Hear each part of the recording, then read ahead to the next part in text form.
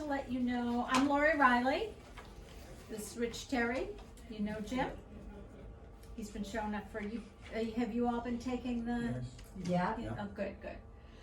So tonight we're going to talk about emergencies on board and how do you prepare for handling them. I like to say things are common sense, but common sense is not common. The best thing to do is be prepared for everything. I'm a nurse and a risk manager. Quite the combination. So yeah, preparation and prevention are my things. And when we go through this, there are a gazillion slides. Jim is going to send them to you. We are not going to go through all of the questions, okay? On these slides, the answers to the questions have arrows to them.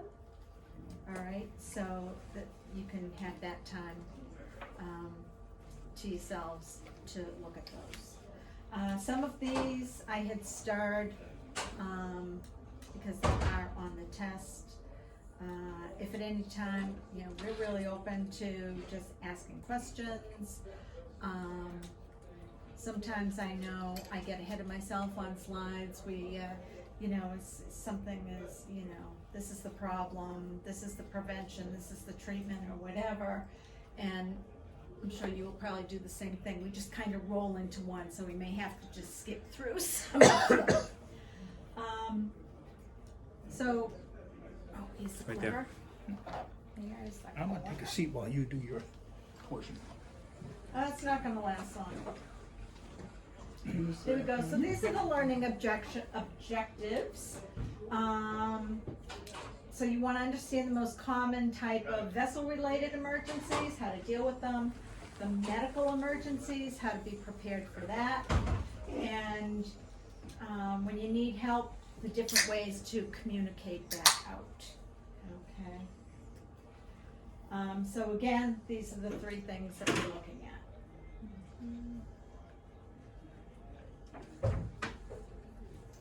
You're up. Okay. That was quick, huh? Yep. So we're just gonna do part of this, I'll chime in, and we're splitting it up a little bit, so. Again, my name is Rich Terry. I'm a sailor. I've been a member of the Power Squadron, Great Blue Hill, since 1999.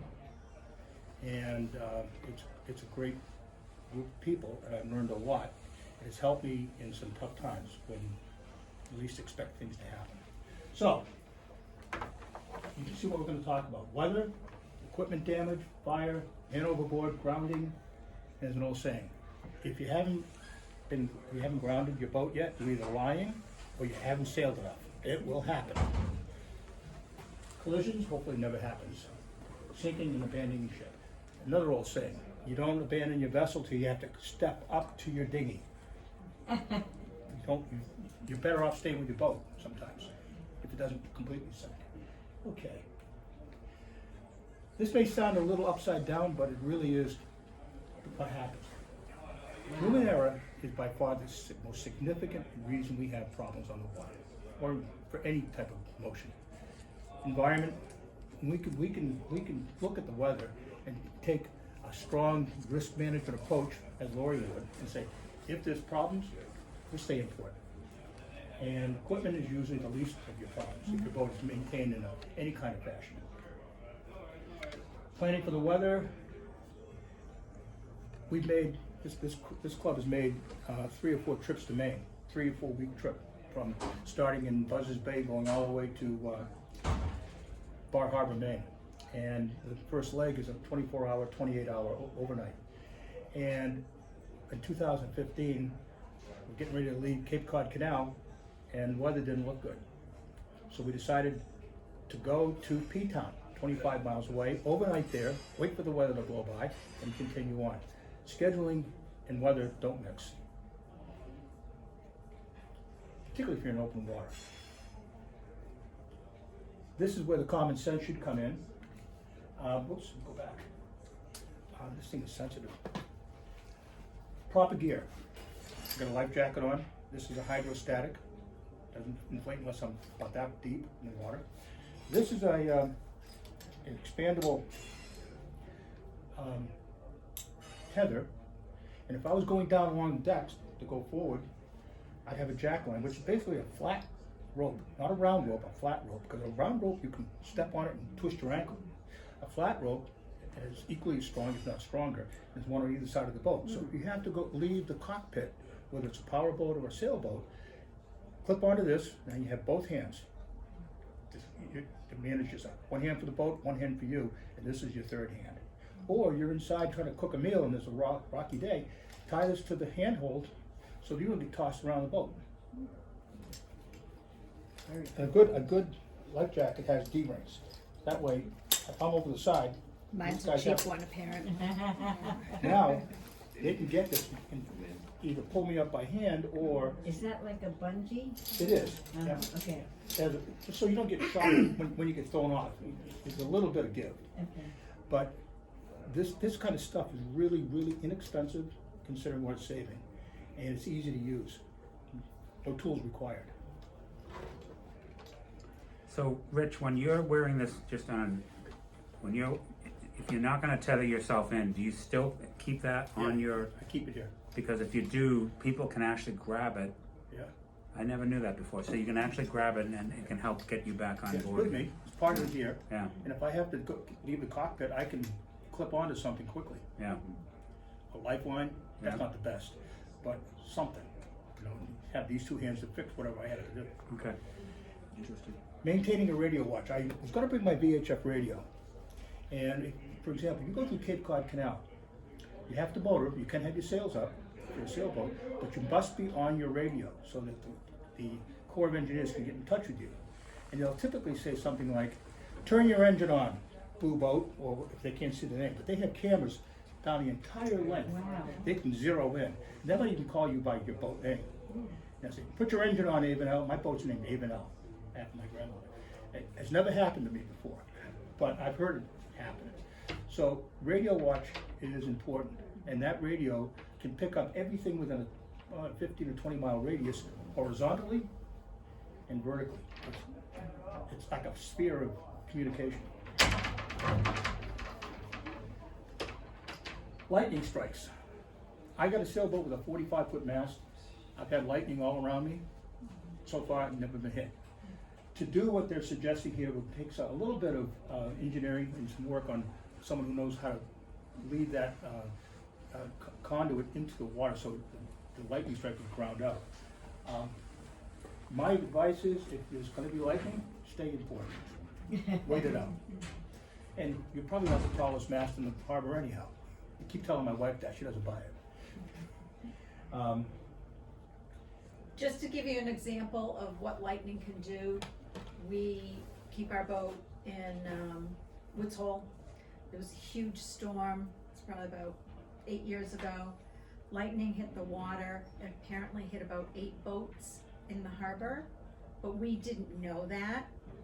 And we went out and it had gone through our boat and completely nailed our bilge pumps.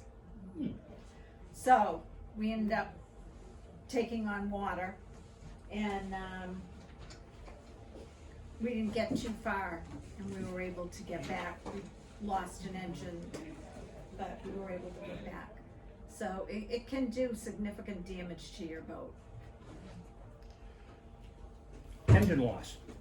Engine loss can be a result of you ran out of fuel, you got a problem because you haven't maintained your engine, you had bad fuel, it's happened to me twice.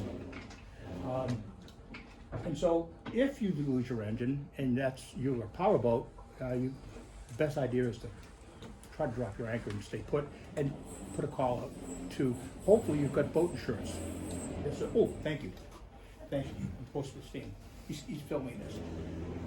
Hopefully you get boat insurance, like Towboat US. You can get it through the Power Squadron. It's, I think, around $200. But they'll come and get you. They'll tow you 50 miles. I was on a trip to Maine, the second trip, and my fuel line collapsed. And there was no wind, so I couldn't sail. And I was able to call for a boat on my VHF radio to Booth Bay, came and got me, and brought me to Rockland, Maine. Wow. And the other boats that were still sailing, I beat them home. I was there before they were. All for that, and had that been a chargeable tow, about $1,500. So my daughter and son bought this for me years ago, and I got serious sailing about 25 years ago, and I renew it each year. It's like AAA in the water. Okay. Spare parts. Bring as many spare parts as you know how to install. Belts, fan belts, filters, sometimes two types of filters, spark plugs if you have a gasoline. All those little things that are easy to install, you should have them on board. You should know where they are, and you should know how to do it, what tools you need. And I brought a little bag of tools along. This is my little kit that I use for if I have to reprime my fuel line. I've got all the tools just for that one purpose. And they're sitting alongside my filters and fan belts. Because if you have bad fuel or you have a fuel problem, you probably should change your fuel filter. And I know exactly where they are, and they will do the job. I'm not rummaging through a toolbox.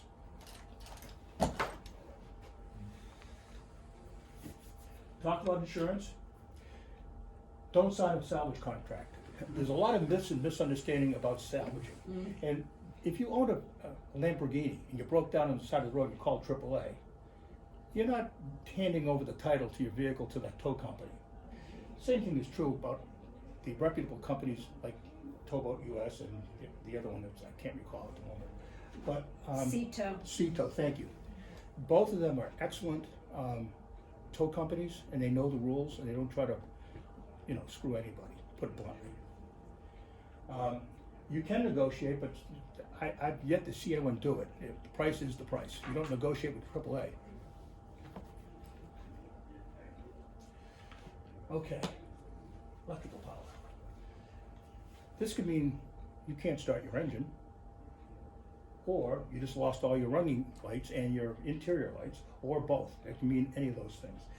But if that happens and your engine is still running, keep it running so you can get as close to shore as possible before things die out. You want to get as close to shore, one, for your safety, two, you can put an anchor down, and if the boat has any kind of issues, you're not in deep water in 5 or 6 or 10 feet of water, whatever you need to clear the bottom. And single biggest cause of issues is usually the condition of the fittings on your batteries. They're corroded. They should be cleaned once a year. Put on that dielectric grease and cover them. Simple things that we all can do. You don't have to be a mechanic for that. And or loose cabling, big deal. And use the proper fittings. For wiring, you want a ring, not a prong, because there's a lot of vibration in a boat, particularly power boats, or in a sailboat like mine, when I'm running the engine. And if you have, my wife bought me a Honda 1,000-watt generator about 2010, and all my friends made fun of it. Oh, Eleanor needs her power for her hair drying. And one of our members was really giving me a hard time. We were parked in Nantucket Basin, and he had had oxygen during the evening because he had sleep apnea, and he ran his battery down. I get the cell call. Rich, did you bring that with you? I said, I did, George. And he tells me what happened. I said, I'm going ashore. I'll bring it over. I'll show you how to use it, but I'm not going to help you. I'll show you. And about 20 minutes later, he calls me. He said, thank you. It's back on your boat. And he went and bought one. It's nice to have. It's a nice backup. Okay, valve props. This could be easily avoided by 2 ways. Put the proper anti-fouling on it when you have your boat hauled and, before you put it back in the water in the spring. Make sure it's clean. It's usually a bronze silicone style propeller. And the anti-fouling they have now is like, there's no metals in it. It's water-based. It doesn't smell. I've been using it on my boat and my prop and my transducer for my depth sounder. It doesn't affect it either. And about 6 or 7 years, and my boat will sit sometimes for 2 or 3 weeks while I'm away, and it has minimized the fouling. this kind of thing is a real thing. If you're sitting there with no anti-fouling coatings on it and you're not going anywhere, you won't be able to get yourself to the dock, because you just lose all propulsion, because all these barnacles literally disturb the water so it doesn't have any thrust. And it happened to me once, just once. I learned my lesson. Okay. And this is some of the things you can, our first trip to Maine, 3 boats went. One of our boats was a 35-foot Morgan. He was leading the way. He was like 78, and he knew the way. And if he said turn left, we said yes, sir. And he managed to hang up a lobster pot in Eggemogan Reach, heading to Acadia. And he dragged that thing for 8 miles. And he kind of did a job on his engine. Luckily, one of my crewmates had his scuba gear and dove on it and cleaned it off for him. But that's a real thing. Okay, steering loss. Best thing, if you're in shallow water, drop your anchor. Have it ready to go. Or you can rig up some makeshift rudders, or at the bottom of your, at least on my sailboat, the bottom aft edge of the rudders, a triangle, there's a hole about that big. And if you're smart enough, or you dare to do it, dive down, put a shackle on it, and run a rope through it and run it up to the sides, so you can pull the rudder to the port or to the starboard, and that'll get you home. Particularly if you're in a power boat. If you lose your steering, you're really, sailboat, hopefully I can still sail, and you can steer a boat with your sails. It's not as easy trying to get in tight corners, but you can get home. Wow. So those are the 2 things that you should consider. Steering, well, here's a good example. This is how you can see they rigged it up, this right here, the long handle, kind of like old style tiller, and then tied some lines to it. What I was referring to is right down here on my sailboat, there's a hole right there. And if I ever lost my steering, I have 2 ways of dealing with it. If the steering cabling breaks underneath the cockpit, there's like sheaves that turn it coming down like that and then going horizontally. There's a plate in my cockpit where the rudder shaft actually comes up, and I have an emergency tiller. It's made of metal. It's about that long, and I can actually lift this cover up and put it in and steer like I have a tiller. So some power boats have tillers on the back of them too. And I always wondered why, but that makes perfect sense. You always think of tillers in sailboats for some reason. Dismasting. Yeah, hopefully it never happens to you. If it does, you got to be really innovative. And if you don't have hardware like this, then hopefully the knot tying course you're going to take near the end, you'll be able to jerry rig something. But if the mast does get broken, keep it on board. You never know what spare parts you might need. Tools. This tool right here, pipe wrench, I have 2. And they're aluminum, so they don't weigh out as much. They don't rust either, except for the jaws. They're steel. Bolt cutter. You lost your keys and you can't get in your cabin, you can always cut the lock.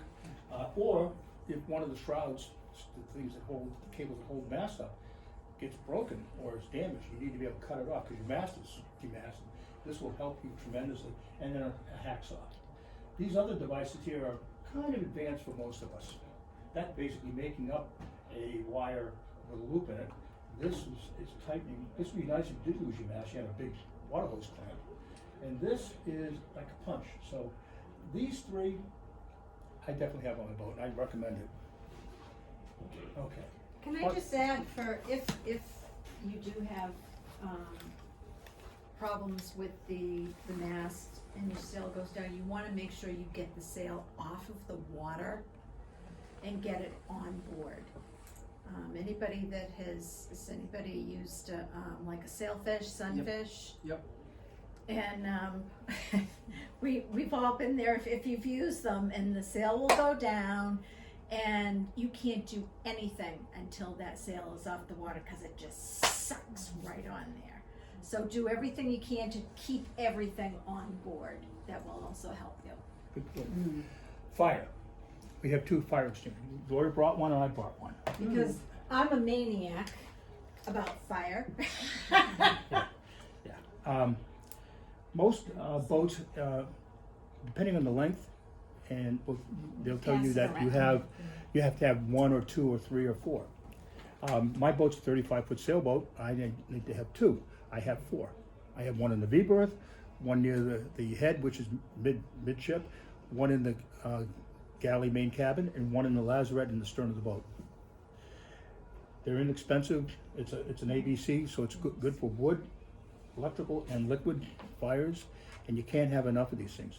And the proper way to use it, and we actually had a time when we had the fire department come up and help us, started the fire, and we had about 25 people. Step away. Oh, I'm sorry. Yep, perfect. We had about 25 people, and they all brought their fire extinguishers. That's when they had the recall, so we're gonna dump them anyhow, and then get them replaced. So, the way to use it is pull. You know it? I don't remember it. Pass. Yes, yeah. Aim. Pull, aim. Pull, aim, squeeze, and sweep. Okay, and it works. And as you start to sweep, you start approaching it, Pass. and you want to aim it at the base of the fire. Yeah. Base of the fire. Not at the flame. No, that's wasting good. Yeah. So I have a bunch in my house. Lori does too. Yeah, I'm a little crazy about safety for a lot of different reasons. Yeah. But one of them, and I had the same size boat, and we had 4 or 5 on at all time. And one of my reasons for doing it, and I have one in practically every room, is they don't last as long as you think they do. So, you know, if you get to that situation, you can try to. I think the next slide probably tells you. Yeah. So Oh, this is we the ABC. basically these two are ABC. That's what you should get. Just cover all the bases. And there's a strong likelihood there could be a fire. You're cooking down below and it's rough.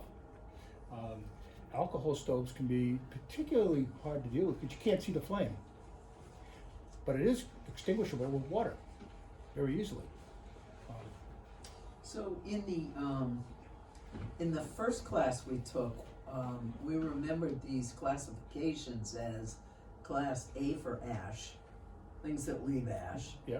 Class B for boil, Okay. which was fluids, Yeah. and then Class C for current. I like it. Yeah, That's good. I've never heard that Yeah, before. I've never That's heard Yeah, awesome. we never have either. Yeah. That's, yeah. Who was it that taught us that, Marjorie? That taught us that I class. don't remember that. Joe? Joe. Joe Keller? Yeah. Joe's the one that. Oh, He he's an gets instigator. better with age. Yeah, he Yeah, does. yeah. He told us that, and I remembered it. Yeah, that's a good way to remember it. Yeah. Joe also was the organizer of the 3 trips to Maine.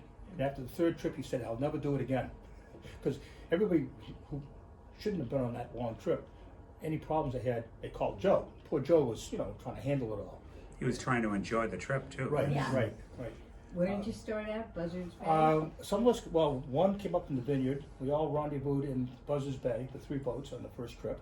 And then the next, at daybreak, we headed to Maine and got to Tennant's Harbor, just south of Rockland, Maine, about 26 hours later. Wow. And we dropped an anchor and took a long nap, and then stayed overnight there, and then sailed all the way up to Bar Harbor. Yeah. And then came back a different way. So Rich, given the fact that won't last all that long, this fire extinguisher, Yep. would it make any sense to try to buy the next size up and have 4 of those? It might. Is that overkill or is that, It depends on how big your boat is, because the next size up is kind of big. I know, Yeah, it is. Yeah. it's the red Probably one, have- right? And it's, Yeah. Well, no, the white is generally the ABC. It's just yeah, it's bigger. These come easily, with the thing that you attach on your boat. yeah. So maybe you're better off having more of those, Yeah. just, That's. yeah, Well, that's what I I've got twice as many as I need. right. Well, we just already covered all these things, and Yeah. always put your life jacket on, always. Matter of fact, if you're out and about on a boat, you should have it on anyway. And after a while, you don't feel this thing. It becomes second part of you. I have So- a question about this type. I'm sorry? I have a question about this type. So Oh. then the self-inflation, when it gets wet to a certain level, It's called, yes, it's, military pilots wear them. So when they hit the water, it doesn't inflate until they're about that deep. yeah, so that's if the cartridge It works. doesn't have the cartridge. It does, it has a cartridge. It has cartridge, But- but it's a, It doesn't deploy until you have a pressure. Yep. Hydrostatic, it's Yep. actually a measurable pressure. And, but you can do it manually as But well. yeah, so the backup manual, is it closed? Yep, Okay. That's this. Yep, it's- yeah, I don't have it out here, but there's a Okay. little But thing it's you easy can pull. to like, this is Yeah. distressful, but you find Right, it if yeah. you need, okay. Is that like the ones we have, Marjorie? Yeah.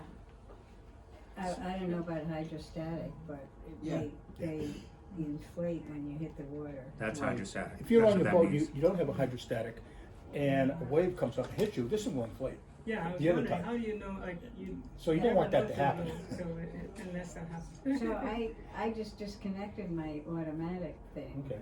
And, if I hit the water, I hopefully can be able to pull it. Okay. Well, I decided to get these when one actually went off because of dew in the back of my pickup truck overnight.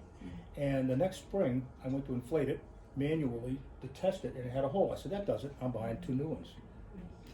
Wow. So I went with this. Okay. So you tested it. That'd be a good thing to do. Yeah, you should blow up your So Uh, it's used once. life it preservers inflates. every spring. How does and it, let them this sit overnight. cartridge, it can deflate, it can be I think it's in here. replaced. Oh, that's my It's on whistle. this side. So that can be replaced There it if it, once it deploys. Oh, it's right here. Yeah, and there's a rearming Yeah, kit, okay. and it's not difficult at all. And it's really, the hard part is putting this thing back together so it looks flat. Yeah, That's get the hard it back part. neat, Yeah. it's gonna be tough. I mean, the instructions are really straightforward and understandable and written in really good American English. So there's no reason why you can't do it. But probably the biggest thing you should not do is if there's a fire in the engine compartment, don't open it because you're gonna give it fresh air. And that's, Feed it. yeah, you don't wanna do that. And that's when you get on the VHF Marine radio, not your cell phone, and make a call. Press 16. And if you have the Marine selective capability, it'll automatically send your latitude and longitude to the Coast Guard automatically. Also, I didn't bring my VHF radio with me, but mine has on the face. It gives me the time of day. I put it in 1800 hour, military time. This time zone gives me latitude and longitude, bearing. I'm heading this way, and what else? That's it. So I know exactly where I am. Even if I lost everything, I still have my VHF radio. It floats, and if it goes in the water, it automatically starts flashing, so I can find it at night. So they cost a little more, but that level of security is immeasurable.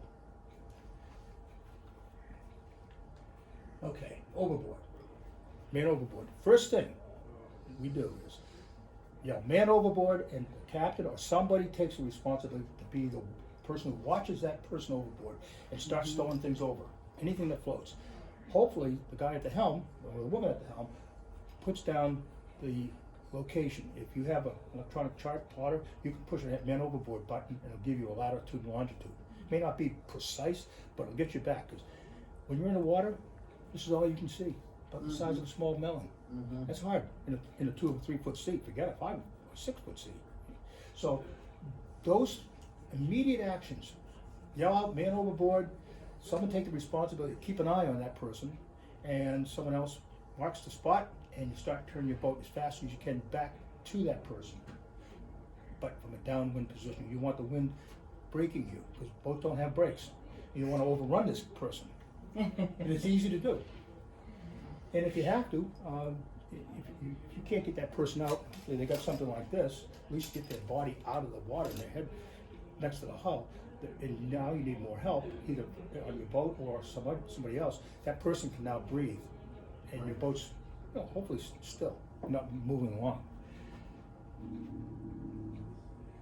Okay, this is a good example.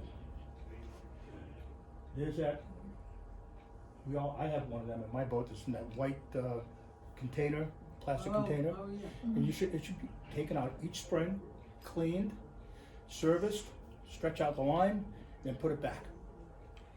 What Where is it? It usually hangs on the stern quarter. It's like a hook, it's like Yeah. a floatable Ba- hook sort of Basically, thing. it's, you can put it under your arms, and then we can pull you in. Also, they have, It's like a life preserver, newfangled style. yeah, Honest. it's a floating collar, basically. Yeah. And the other thing I have in my boat is a little bag that is filled with about 50 or 60 feet of line, and you literally tie one end to the boat and toss this bag, and the line just peels out, and you can throw that much further than you can toss something like that. So I have both. It's probably overkill, but it's better. But you can see here, this person is pointing. Right. So the captain, it's probably best to even say, you know, Ed, point, and you keep, and the boat's gonna keep moving, and you have to keep moving with, With you know, the keep your with the- finger with the person. where you see that person. Well, that would be something you would let people know before you leave. Like when you're handing out the life jackets or whatever, say, Yeah. if I point to you and tell you to watch somebody, if someone goes over, that's your job and you can't take your eyes off them.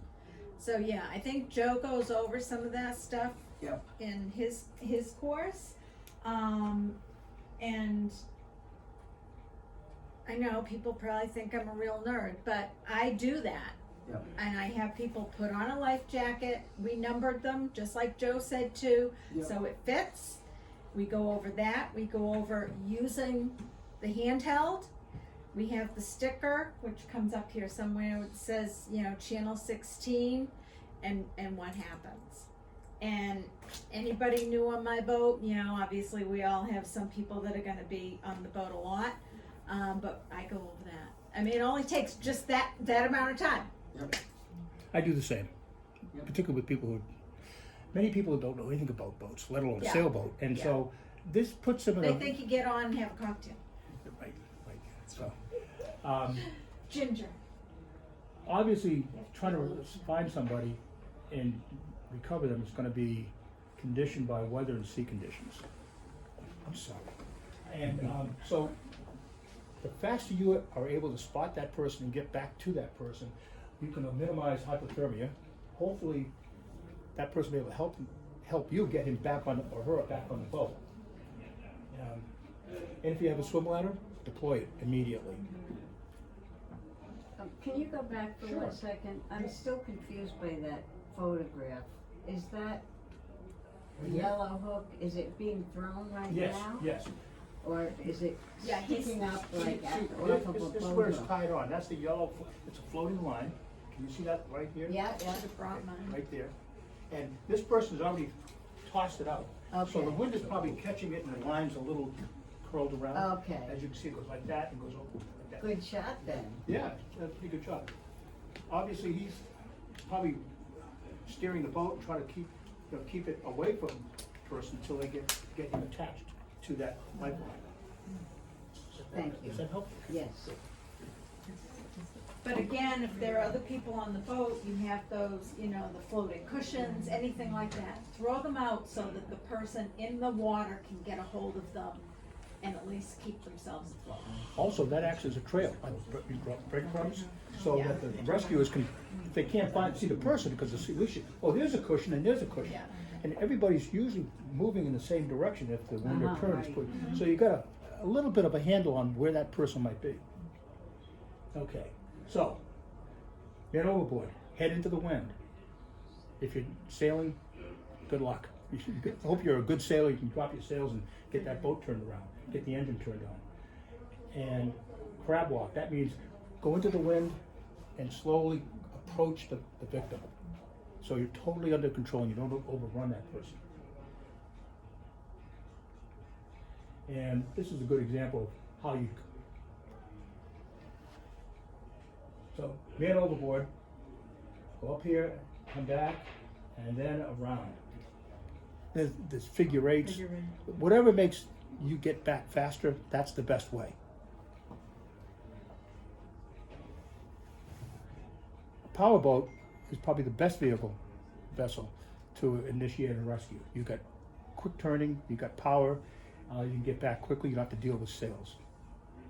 The downside is, with a sailboat, you've got a boom that you can use as a lever, and you've got plenty of strong lines that you can actually use that block and tackle and the winch on board to pick up a heavy person. Because when you're in the water, sometimes you don't have any strength left to help yourself. Mm-hmm. And we have actually tried, practice that, using the boom as a retrieving, swing it out. My boom is 15 feet long.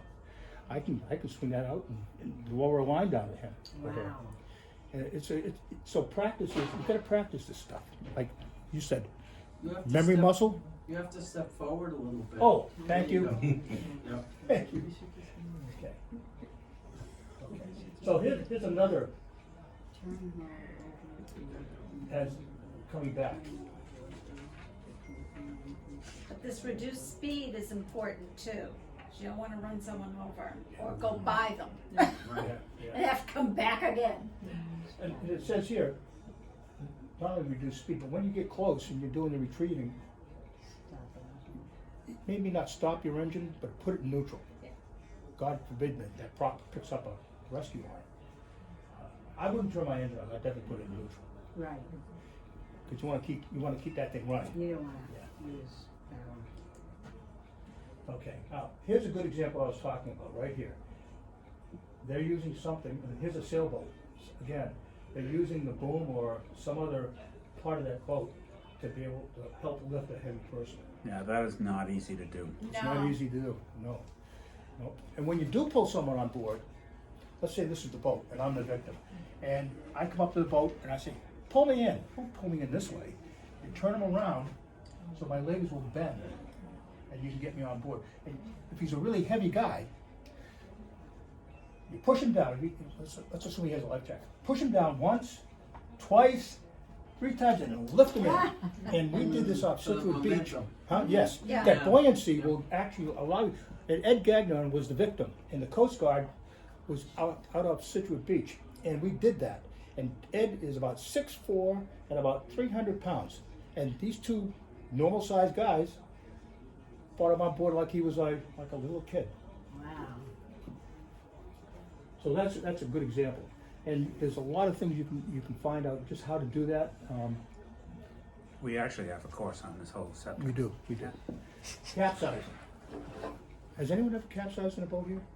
Oh, I have. You have? Many Capsizing your times. cat boat? Many times. Ooh. No, not on a cat boat, but I have on other boats, Okay. sailboats. Yeah, I've not had that pleasure it's yet. fun actually. At the keel, we. But to We had a avoid it, centerboard that. It's coming on us. That's why I just turned that on. the best way to avoid capsizing is don't go out in those big waves. If these waves are bigger than you've ever seen, don't go there. Sometimes you get out on the water and suddenly weather does change and you can't do anything about it. Other than be careful how you approach a wave, particularly on the downside. Our first trip to Maine, I'm in Isle of Shoals off New Hampshire, a nor'easter comes through. The next day, we're heading home. We got out of the lee of the island heading to Ipswich, and the rollers were coming in about 15 to 18 feet, and I couldn't turn back because there was so much wind and waves. We had no choice. And my crew was getting seasick, so I made him get on the helm, Brian O'Malley, and he snapped out of it like that. He had a job to do, and get up the hill, the engine was half throttle, jib was out, up the hill, and then not straight down, but off at a slight angle. Because if you go straight down and you get into the trough of that wave, you can actually bury the bow and pitch it's called pitch poling. And I didn't have to tell Brian that, he knew. He's a good sailor. Can't navigate out of a bathroom, but he can sail a boat. And he did that for 2.5 hours. So those are the things you can do. And you can practice it on little waves too, just up and off a slight angle. Grounding. Anybody been grounded before? Oh, I've done that too. You've Yeah. done that? You've done that? I did that. Again, right after that little hiccup with the big waves, we're in the Annisquam River behind Gloucester and Ipswich. And Brian had already exhausted himself, so I'm at the helm. I'd only been on that river once before as a guest. I wasn't paying attention. And I got on the wrong side of the green mark, down by the 128 bridge heading into Gloucester, and ran aground on a mud flat. And the tide goes out twice as fast in the Annisquam River because it goes to Gloucester and it goes to the Ipswich. Wow. And I was so aground, my dinghy was aground. And I had to wait an entire cycle. But I had my trusty Eldridge Tide book to tell me I'm gonna have to wait 6 hours. So, life jackets on. Obviously, what part of your boat is aground? And if you have a thin-walled boat, God forbid you don't hit a rock. Fortunately, my boat was built like a battleship, and it was fine. It was standing upright until it fell over, and that really was not pleasant. But it rose with the tide, and we got home.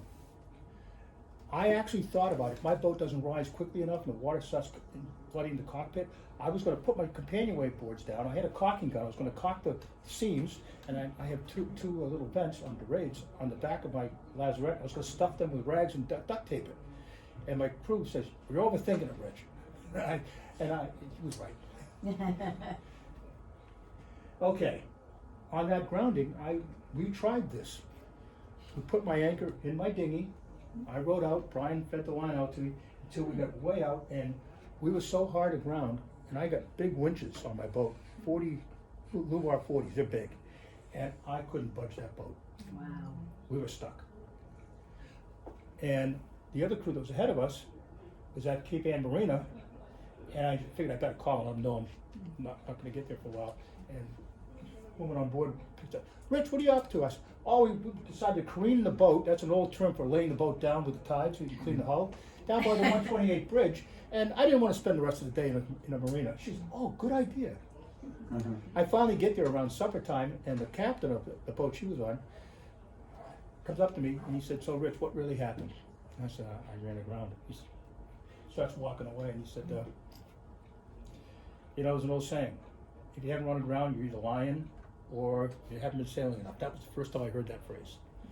So that was quite a trip. I had to wait for the tide to come in. Thankfully, the mud bank didn't damage my boat when it fell over. And the boat sailed on. That was 2011. Okay, collisions. I've never had a collision. Anybody? Collisions? No? Thankfully. The rules of the road are designed for one thing, to avoid collision. So if you're in doubt of who has the right of way, let them go. And if they're bigger than you, let them go. Even if you're a sailboat and you're engineless, they don't know that. They probably don't know the rules of the road. Let them go. It's not worth it. And the best thing you can do if you do have a collision is immediately note your position, call it in, latitude and longitude. And if you don't have latitude and longitude, you all have cell phones, right?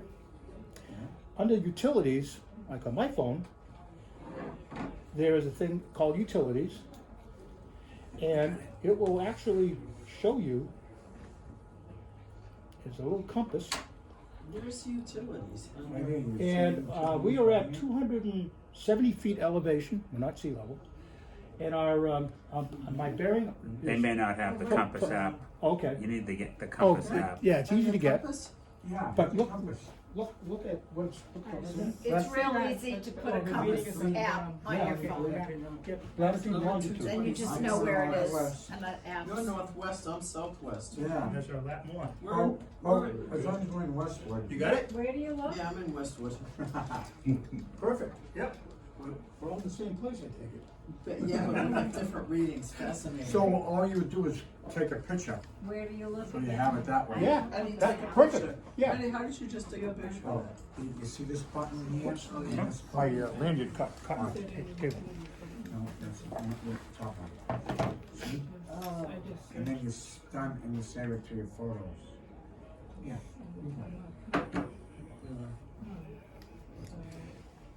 Oh, I'm sorry. So, Rich, Yes. utilities is, And you got your button Where here. is it? Oh, you do it at the same time? Yeah. Not on Diana's? I just go No. search compass and it came up. I have a Samsung, I just have. Oh, yeah, What's that? okay, Yeah. yeah, many And then versions. when No. Shopping and food. No. And then you I save don't it think to you have photos, the application on and then that'll help Okay. with But you your can get record. Easy. Later. What is it called? Compass. Compass, Yeah. yes. for- Compass, yeah. Yep, and it comes, and it gives you latitude and longitude. And you can set it for either magnetic or true. Oh, really? I'd set it for magnetic, because that's what your compasses work on.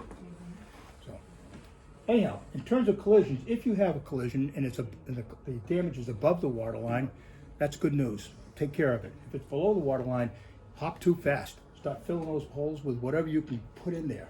If it's a big hole, a cushion, your bunk material. If it's a small hole, I have wooden dowels on all my through holes within easy reach. And they're tied there with a piece of light, small line. But I have a jackknife that has a pair of pliers too. So this is important equipment. So if you do have a through valve that's busted, take that plug, jam it in there. Okay.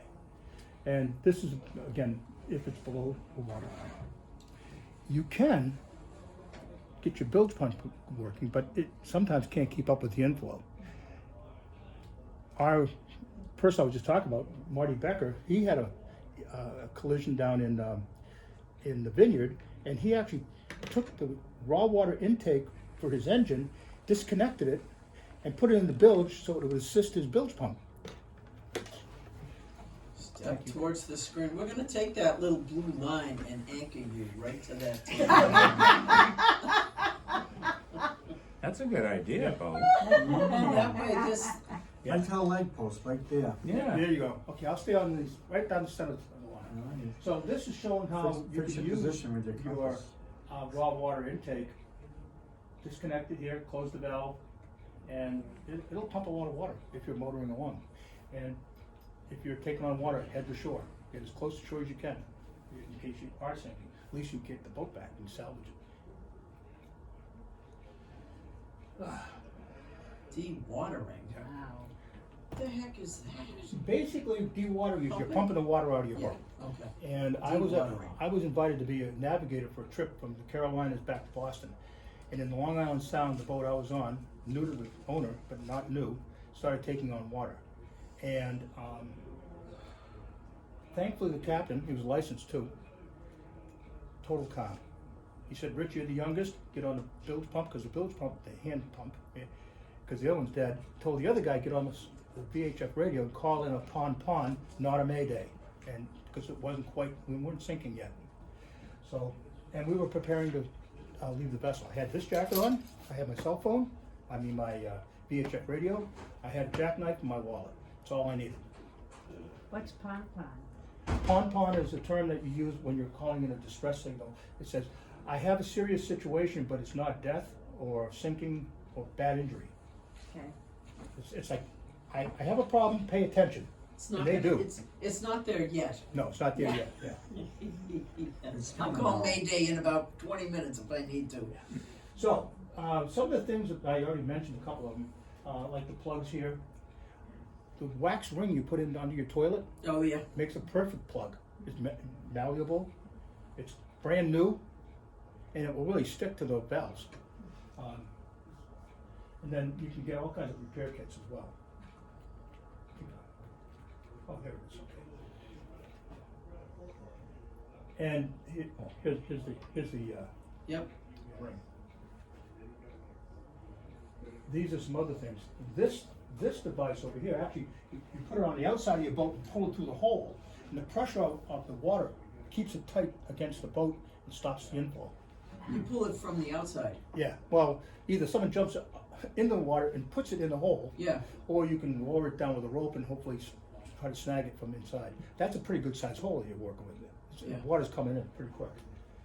It's kind of like when you're repairing a motorcycle tire. Yeah. Banding and ship. EPIRB is your best device if you have them. They're not cheap, What but is it? you can rent them. It's called EPIRB. Basically, it's an emergency device. When it either gets wet or you manually deploy it, it will send a signal to a satellite, which then goes to all rescue first responders in the air, on the water, or in the land. And it's registered to you. Oh. That's a pretty. You can rent them. Joe Kelleher rented one the last trip he made to Maine, because he felt we're 20 miles out. It'd be nice to have that kind of security. Life raft. If you have whatever life raft you have, make sure it floats. If it's a full-fledged life raft, there's a lot of things on it, and you can't open them up because when you open it up, it's now deployed. So you have to keep them up to date. Navigation equipment. Hopefully you got charts, paper charts. Don't ever forget your paper charts. I know you may not want to do it, but it's the best exercise you can do, because if all else fails, you get your paper charts. Whenever I go anywhere, and I know Jim's the same way, and you guys are, is I plan my route on paper, and then I put it into my chart plotter. And I fill out my logbook every day. And here's that saying, whoops, right here. You only leave the vessel when you have to step up to your life raft. And here's some of the things that you should have. A ditch bag, right here, should have things like identification, passport, some money,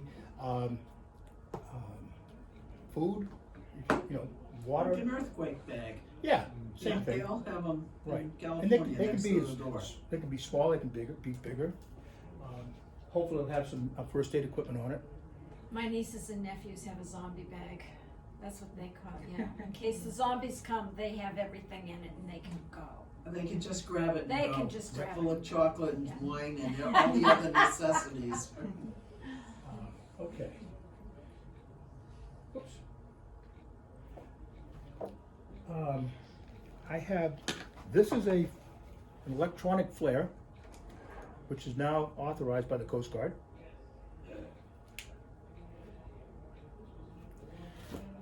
And it's bright. It is bright. It's very It is bright. bright. Yes. Yeah, it's flashing. So, and to turn it on and off, you just turn Those this. are generally under $100, I think. They Is it were about waterproof? 100. They're I think it's down to about 79 now. Yeah. Yes, I I think. think they're supposed to. Also, with that. Yeah, that floats. Nice. Yeah, this is the floating ring that goes around it. It's Yeah. got a lanyard here and a lanyard up here as well. And I can't tell you how important a book like this is, the Eldridge Tide book. I buy 3, one for the boat, one for the house, and one for my pickup truck. And I've been doing it for a long time. It's worth every penny, particularly if I want to think about cruising someplace. I want to know important things. I've sailed in Buzzards Bay. Woods Hole, the canal, are tough places to go through. You gotta know what the currents are like. Because even if you have a powerboat and you're coming from Sandwich to Onset with the current on your stern, you're making good time, because you probably got another 5 knots of speed over ground, and a southwest wind is coming up at 25 to 30 knots, you got 6-foot standing waves. Oh, And you do it once. I made that mistake once. yeah, we heard about them. It 2 is, weeks it is, ago. yep, I was at a rendezvous, and Marty Becker, I was a commander at the time, and he said, I said, I'll be the last one to leave the rendezvous, because we'd been there for the weekend. And he said, you're gonna hit some rough water between Maritime Academy and near the end of the breakwater. I thought he was kidding. It was so bad, I pulled into Onset for the night. I couldn't navigate. So it's like a wall, it's like a wave that's standing still? Water's coming this way in the canal Yeah, at 5 or right. 6 knots. You got a 30-knot wind or a 20-knot wind coming Right. up in the opposing direction. It'll stand that water right up. Yeah, People actually describe the waves as being square, yeah. not So it's nice. just like a wall that doesn't move. I had green water coming over my boat. I got a 35-foot boat. There was water in the cockpit. Is there any forecast that tells you that, or it's just one of those situations? Well, you should know by looking at some reference that the current's going to be running such and so. You've already checked the weather, because that's what you do as a skipper.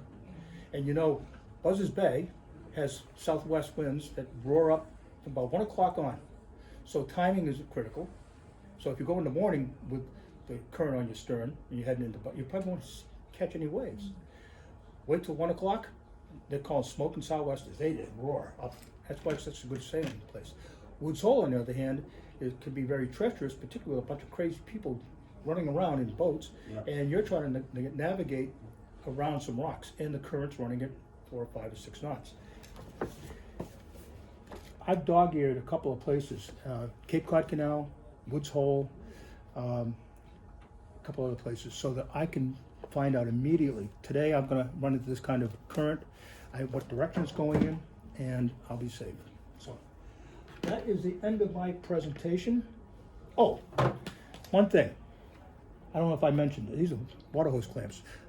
Jim and I were talking about these today. My wife says, do we need all these 45 water hose clamps? Yes, because you can put them together, you can get big ones, little ones. You got a leak, you're gonna fix it. These are really important. Duct tape helps too. Okay, so that's it. No, duct tape. Duct tape. Excellent, thank you. You're welcome. Thank you for your time. You're welcome. Thank you very much. So, next, medical emergencies. I am going to be looking down at my notes so that I don't, forget what they want me to tell you. Okay. Where's the mic? Just wait when Okay, so, medical emergencies. I was stationed up there. Actually, I pointed at the computer. Did you break it? There it is. there we go. There we go. It's the middle button. Yeah, I gotta point it at that though. Yeah. I'm thinking of this, but I didn't. So medical emergencies, these are all topics we're going to brush up on. You want a well-equipped medical kit. Like everything else and everything even that Rich mentioned, it all depends on the size of your boat, where you can store all this stuff, all of that. But you always want to have some things anyway. Rich has a ginormous everything. He could deliver a baby if he had to. We have a mediocre size, but being a nurse, I have all kinds of other stuff all over the place. But usually the ones that you can buy, have a little bit of everything, and I'll give you hints on how you make do when you don't have everything, because nobody's going to have everything. You don't have everything in your house probably. Okay. Get this out of your way.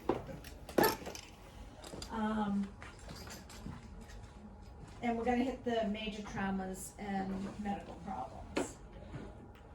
There we go.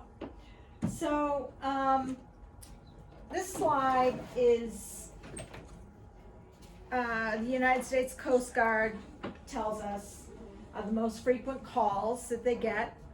Back injuries, entire body injuries, head traumas, multiple injuries, and legs. And fingers get caught also. Fingers get caught a lot, unfortunately. Yeah, I would think so. But the biggest reason is Back. Oh. nope. The biggest reason why any of these problems may Human happen. error. Nope. You're not holding on and you fall. And there isn't anyone in this room that hasn't fallen on their boat. Right? So the whole thing is, you've got to grab onto things. Your boat's like an obstacle course. Make sure you have good shoes. You're not going to slide. I've gone through, I can't tell you how many shoes on my boat because they wear down, and then I'm sliding, and then it's even more dangerous. So this was out of the sample size of 1,840 calls that they had. Now some of these slides are old, but I did check all of the data on here, and they're all still very accurate. But again, the reason why these things happen is because you end up in awkward situations, you're wrenching, you're landing on things that, I mean, I have landed more than once on my butt, you know, right on a stanchion or something, and And end it up, hurts. oh man, you know, you got that bruise there, it turns yellow about a month later, it's still yellow. So, that's enough on that. Oops, why isn't this What working? if the battery's dying on it? I pointed at the screen, it worked better. Oops, Yay. there we go. Okay, so this is medical preparedness. Now this tells you, get a record of all your crew members, physicals, histories, be aware of what could happen, be prepared for any crew member, for an emergency. Now, I think this would depend on, number one, how far you're going, where you're going, to who is it that's getting on your boat. This actually goes so far as says get a whole medical history. Now for going up to Maine, that's a really good idea. Mm-hmm. You know, you're gonna be out, you know, way far away from everything. People on your boat need to know. For us who, you know, are, I say land at all times. I personally, I wanna know if someone's a diabetic, I wanna know if somebody has heart problems. And if this, or a seizure. Well, we do something like this before motorcycle trips. Uh-huh. And we wanna know who's allergic to bees. Yeah. In case one flies in your helmet, we wanna know where the EpiPen is kept. Yep, That kind of thing. You Yeah. might not run into that out on the water, but you never know. you never know. I don't know You never how know. many bees So are out there, but you again, guys- diabetes, heart, bees, I mean, anybody that needs an EpiPen for anything, How about the horse? right? No horse flies. Oh, yeah, those can be nasty. And what was the other one I just said?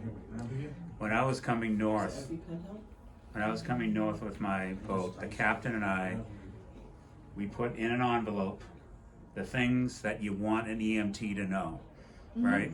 Do you have high blood pressure? Do you have diabetes? Do you have what are all the medications that you take? Yep, And you write it all down on a piece of paper. You put it in an envelope, and if you ever need it, you can just hand this whole thing over to an EMT in an emergency because you're unconscious, and so here's my envelope. Give it to the EMT, and that's what we did. yep. Yeah. That's a great thing to That's do. a great idea. What are the things Um, you want the EMT to know?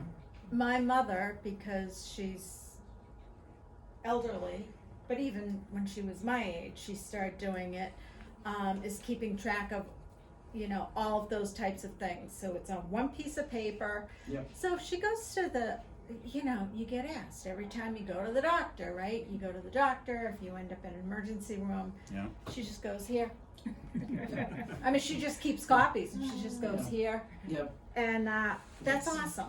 Yeah. That's awesome. But that's a really good. If you're gonna go on a thing. cruise, that's what you Yeah. gotta have that kind of thing. If it's You a gotta have another weekend person. thing, you're not Yeah. gonna Right. have your crew. But I'll tell fill. you, I travel a lot, not on a boat, and I have that type of document, and I have one for Chip. For That you those keep with reasons. you. Yep, That's a good idea. yep. Because you just never know. You don't know. You just never You know. don't know. And Chip is on anticoagulants, so he also has a bracelet.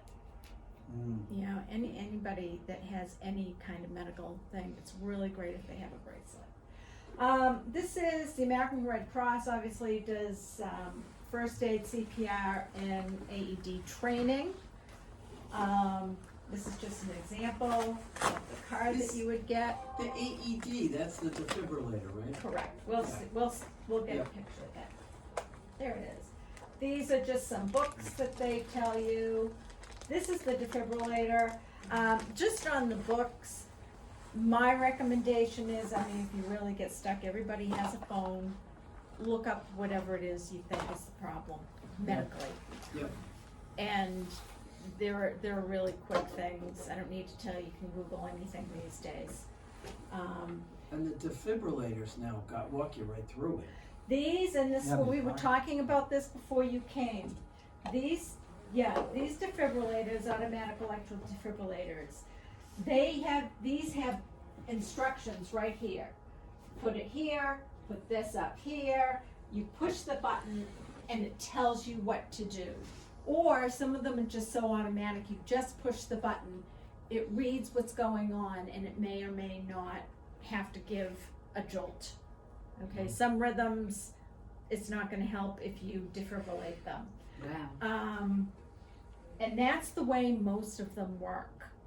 So you don't have to remember everything. It is so self-explanatory. Yes.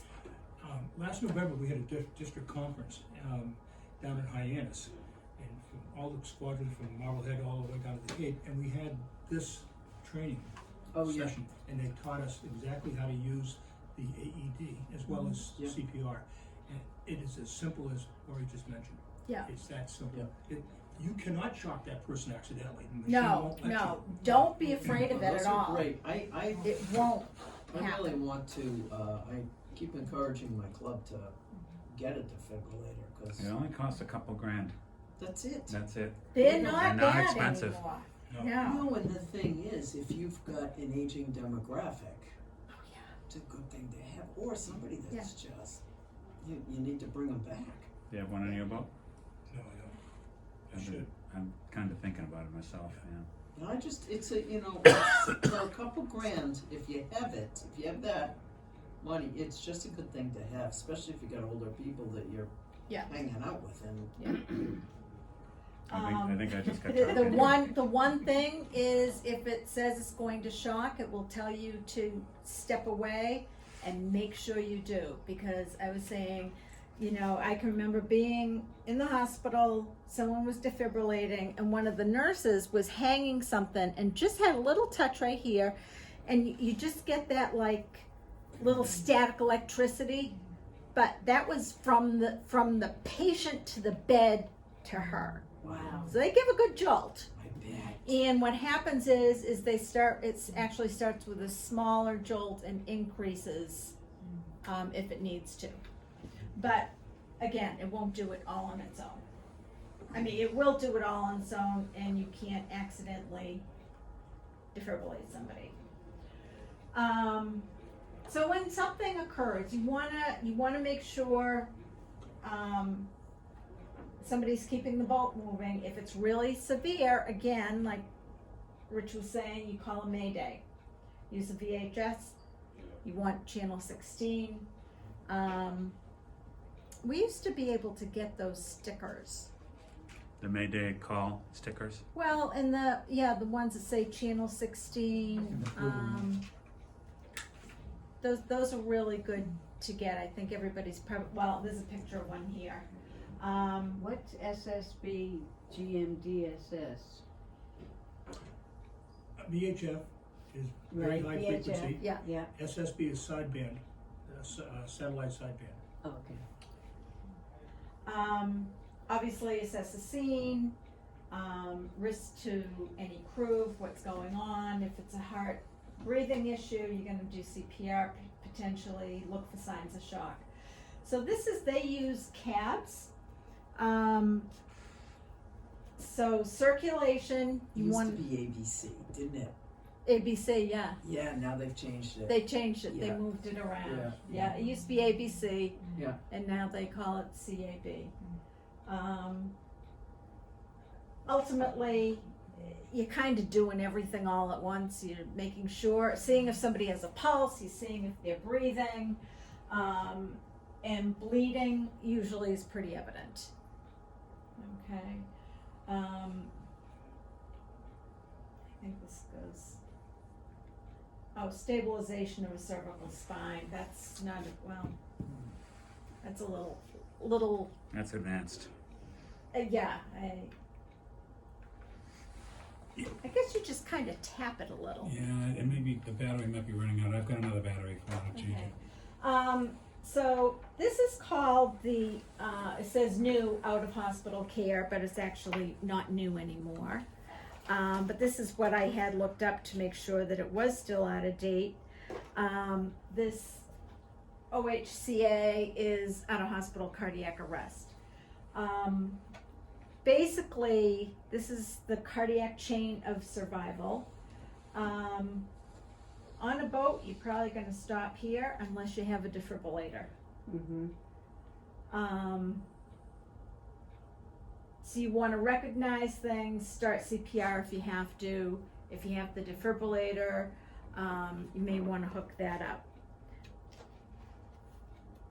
But the rest of it is, if somebody is really in distress, somebody's already called for this, but you have to get them to shore. So you're just keeping up, you're just buying some time. You're buying time, yeah. So this is just an example, cardiac arrest to survival. Decreases 10% each minute from the time of collapse to defibrillation, if that's what the issue is. This gives you a pretty grim look at things, but I'll tell you, if you can do CPR and you just keep doing it, okay, and it will last a long time. So heart attack, obviously everybody knows I got chest pain or whatever. Indigestion lasts a really long time. If somebody isn't used to having indigestion and they have it, I have indigestion all the time, so that's not gonna work for me. They get short of breath for no reason at all. So the reason people get short of breath is very often the heart can be filling with fluid, or your lungs can be filling with fluid because your heart isn't pumping correctly, okay? So I tell you these things because I believe in kind of, if you hear what I'm saying, you're gonna remember what's going on, not just reading it. Could you go back a minute? Oh, I'm sorry, I didn't know I hit it. Yeah, so, sudden collapse. Sudden collapse, unless you or somebody else knows that it may be for another reason, the first thing you're gonna do anyway is check for a pulse, check for airway, which is your CAB, okay, circulation. Call for help. I have victim chew aspirin. Aspirin is an anticoagulant. It does help with keeping the blood thinner. If they can chew it, great. I have always had aspirin, even though a lot of people don't use it anymore because it gives you GI distress. You can also get the enteric coated. Oh. Okay. This 325 is a normal size aspirin. They're cheap. I get those little ones that you can even buy in the dollar store. So that it's just one of those little containers that I have them everywhere. I used to carry stuff in my pocketbook and then I got tired of carrying everything. But that's what I do, is get the little things. So you have a little bit of everything you need. You don't need big bottles because you're not going to use it all. But especially if who are coming on your boat are older. My friends tend to be older these days. The likelihood of something happening increases. Yep. Okay? Yes. So, Lori, are there different signs and symptoms from men to women? There can be some, and it's really variable. It can be just that you have a pain in your neck, you get a pain in your shoulder blade, and it can be men or women. Not everybody is like, oh, I'm having a heart attack. It really isn't. So if somebody's really not feeling well, Is it left shoulder blade, right shoulder blade? Going down the arm. going down the arm, Or But- like indigestion that's up in your shoulder or up in your Yeah. neck. yeah, I get it. Indigestion. yeah, well, yeah, jaw is very common, I find. Okay. But this is where, you have to know your people, you have to, people that are with them, your wife is going to know more about you and say, oh yeah, this is nothing, or oh my God, Let him go. this is, or this is like really new, you know. What's the life insurance agent's number? So yeah, there is a high risk of death within the first hour. So my brother-in-law at age 47, this guy's been a vegetarian for like 25, 30 years, bicycled all through Eastern Europe, typical bike ride from Vermont to Falmouth. This guy is bicycling small town Vermont, middle of nowhere, big farmhouse on the right, heart wall blows out, falls over on the bike. One of the guys he was with ran up to the house. The only defibrillator in the county was in that house with one of the volunteer firefighters. Got it on him, saved his life.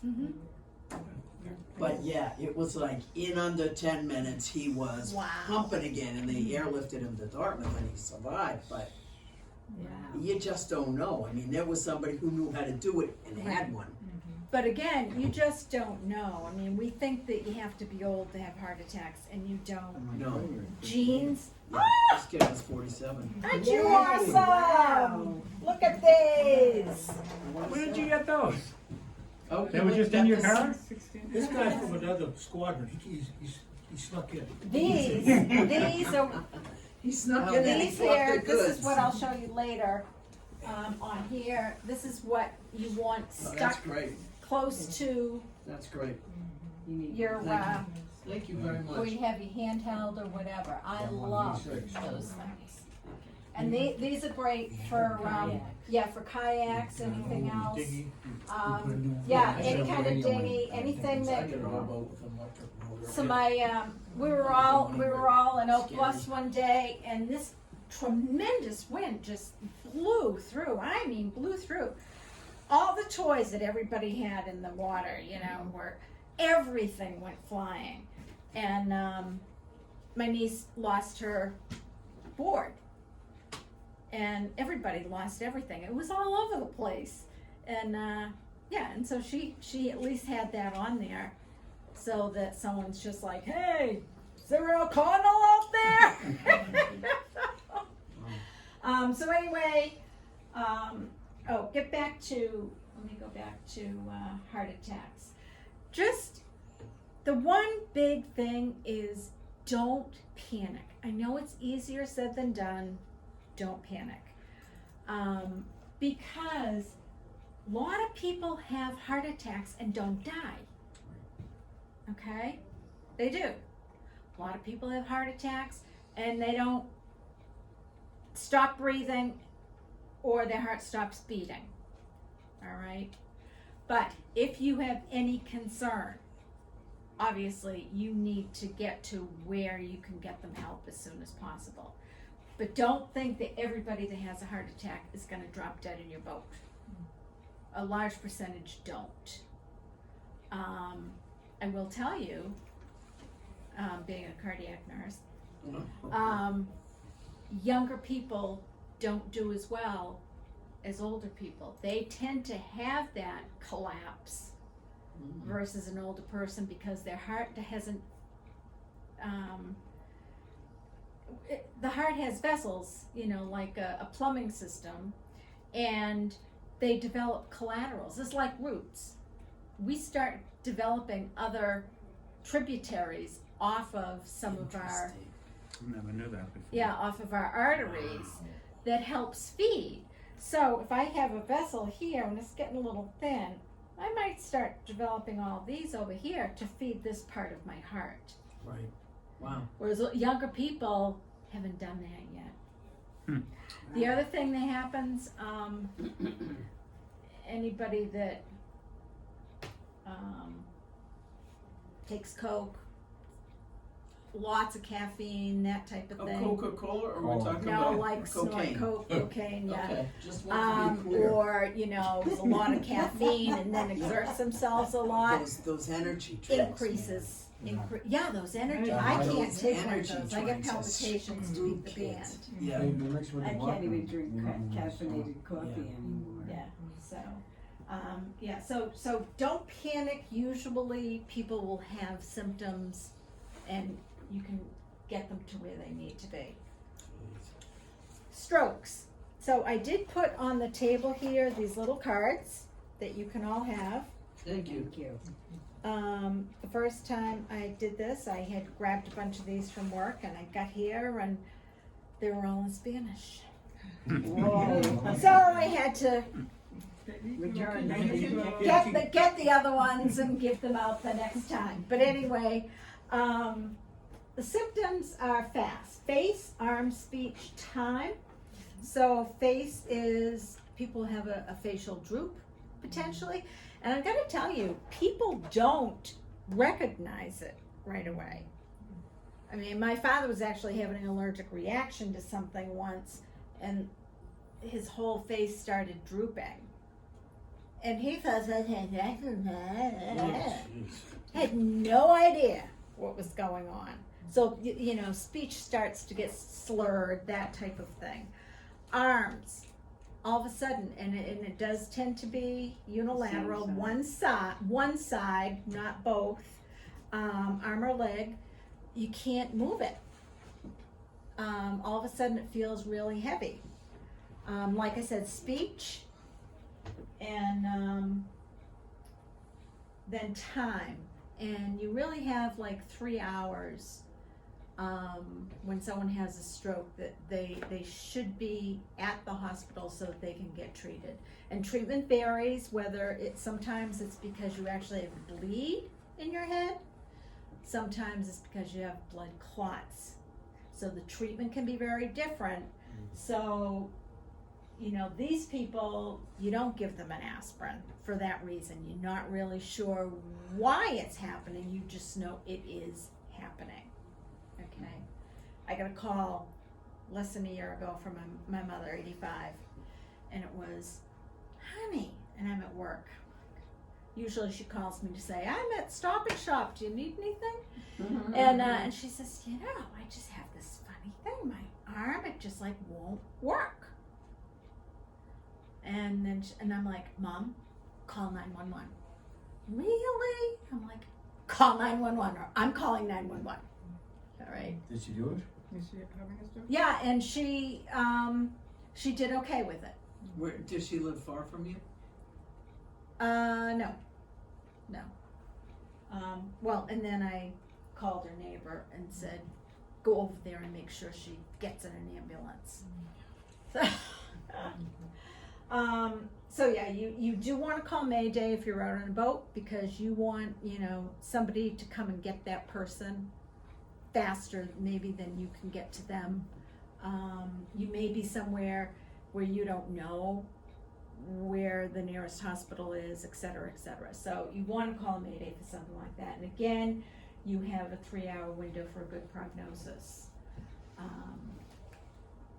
And you want to look at your watch. You want to, from the first time you see anybody that has a stroke, you want to remember how long has it been for that reason. Okay, head injuries. Head injuries, you can have a complete or brief loss of consciousness. May get headaches, dizziness, nausea, vomiting, sometimes amnesia. Bless you. Thank you. If you're evaluating somebody, you may want to look at their pupils, and if they're dilated, that's pretty serious. Okay. Or if they're not evenly dilated. Right, they Well, yeah, can be. one You're right. one might be bigger than the other. Yeah. Yeah. Yeah. I saw somebody with a concussion, and her pupils were huge. They were huge. it's and like I said, the- look at the window. Look at the window. And they didn't move. They stayed big. What is dilation? What does dilation mean? Oh, what does dilation mean? So you know, if you go to the eye doctor and they put drops in your eyes so that you Pupils. dilate, they open up the pupils. So the black part of your eye gets really big. Hers were really big. And that's So, not good. But they wouldn't move when they looked at, if you Right, left your they're not eyes and you look reacting. towards the light, Oops. they'll get small again. Yeah. Right, so You know, they're if you not, look up re- at the they light, weren't they'll get reacting, small. so usually, weren't. so if I took this red thing and put it in your eye, your eye's it's gonna respond, your pupil will Right. respond It'll change. to the light. But, yeah, so that's important. So any of those things, has anyone ever got a concussion on a boat? Has anyone ever had a concussion? No, I've been not fortunate that I know of. to have a couple, but I did have one on a boat. And it was because we were in bad weather, we went up to change the sails, and I went down, and I hit right here. I mean, it was an abrasion the whole 9 yards, and I immediately thought I was gonna puke. And I did not feel very well for quite a while. Yes. Of being on I a was actually in a boat. class here about 8 or 9 years ago, and I got a call from my son. Mom took a spill, the dog wrapped a leash around her legs when she was walking the dog, and she's got a bloody nose, I think her nose is broken. I said, look at her eyeballs, look at her pupils. Are they the same, are they dilated? He said, Dad, I can't, there's blood everywhere. I said, I gotta go. And luckily she had a lot of severe cuts, but no bad Yeah. concussion. Well, you know, one note on our notes here is, I don't know if all of you remember, you probably do, Liam Neeson's wife, Natasha Richardson, she was in The Parent Trap. She was up skiing with her children while her husband was filming something, and they were literally on a bunny slope. And she took a tumble, and she hit her head, and she thought she was fine, and it was less than 24 hours and she was dead, because she hit it just right, it caused swelling in her brain. She went home, laid down, and didn't wake up. An evolving concussion. Yeah, so, anyway. So, yeah, they can all be treacherous and, serious. Bleeding, minor things, we all know how to deal with minor things, little antiseptic, clean them off, bandage them up. Severe cuts, you wanna stop the bleeding, so you wanna apply pressure, so you wanna take a lot of gauze, something, and then wrap it, so you're applying pressure, okay? And just keep adding the layers if you have to, and don't remove it. Don't take it off to see if it stopped bleeding yet. That's something that kind of, you know, I think of when I was a little kid, and you kind of, oh, is it, oh, no. Still bleeding. Yep, still bleeding, and obviously, anything really, really severe, you want to get in. You want to get in and get medical help. But that's the best you can do is probably put on pressure. Burns, minor burns, obviously. You want to cool with water no matter what. Severe burns, anything, you want to get away from the source of the heat. There's also another slide here on sunburn, same thing. Cover it up, put on something loose. I mean, you know, it's no fun. Always want to loosely cover things. You want to keep people comfortable. And sometimes if you have I actually had a really bad sunburn once when I was a teenager, and the sun went in, and I thought, oh yeah, well, I'm just gonna lay here anyway, because I came all the way to the beach, and I got fried on both sides. And yeah, I did the whole chilled, not chilled, you know, all of that. You go through all of it, but mostly, treatment. Apply ice. Do not. Oh yeah, these are the right. Why not? Because it can technically, ice can burn your skin. So you're always told never apply it directly to your skin. It actually will burn your skin from the cold, okay? Don't pick anything out of it. If there's, how sometimes it'll, if you've ever seen really bad burns, I got one once, stupid. I reached down to my lawnmower and I hit the Exhaust. exhaust. Yeah. And it charred. Yeah. It like charred. Don't Yeah. try picking it off. Don't do anything like that. Well, the best thing with the burn is to, the only thing really is water. Cool and then water. if you can put something on loose, but even that, they stick. Exactly. Stuff sticks and you don't want it to And stick. you don't want to put on ointment. All these old wives' tales, put on this, put on that. No, you don't want to, because it can actually make the burn a lot worse. Get infected. Pardon? Get infected. Well, yeah. That's So it. yeah, if anything is stuck in it, it's charred like that, you really should get medical help.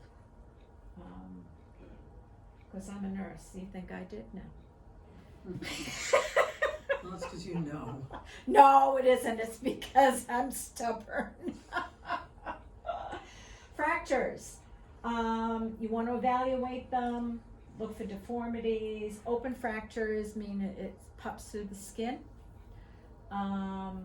Dislocations. It's not unusual. People that have bad shoulders, it's not unusual for them to dislocate their shoulders.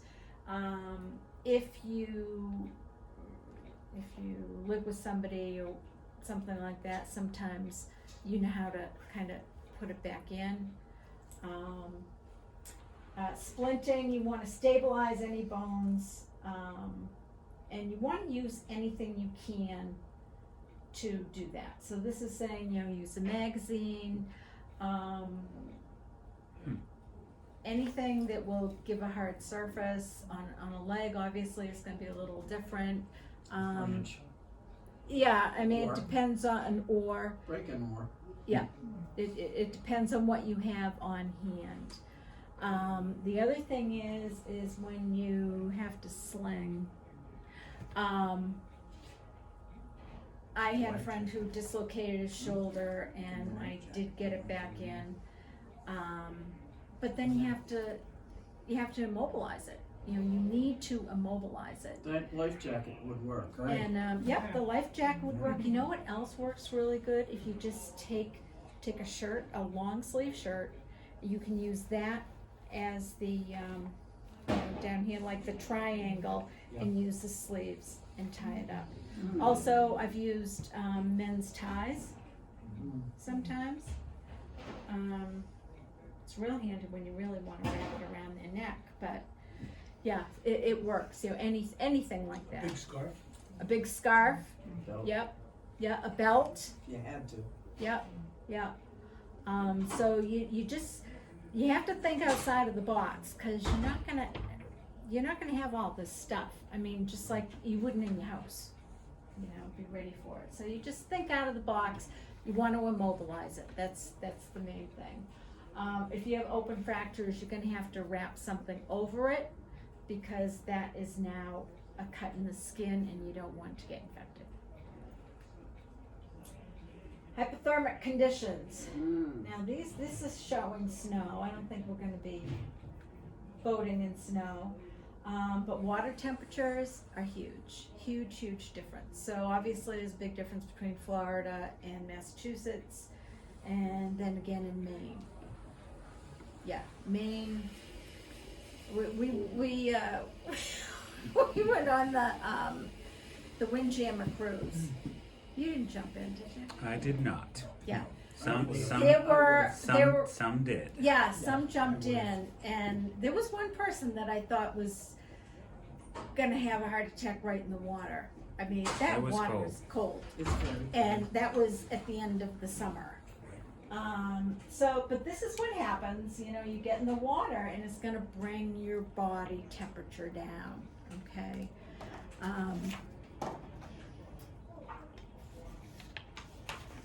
If you are in the water, this is called the help and huddle. Heat escape lessening position. So if you're an individual, you wanna keep warm. Whole thing is you wanna keep your core warm. The extremities are gonna get cold no matter what you do.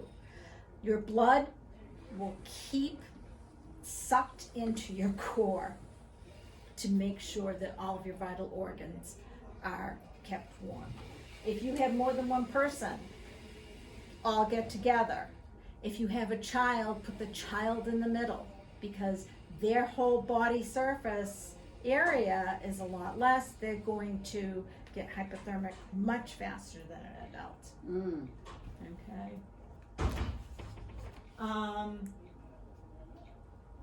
So contributing factors, I don't need to go all of this. This I think is very interesting. Long watches on windy sailboats. Mm-hmm.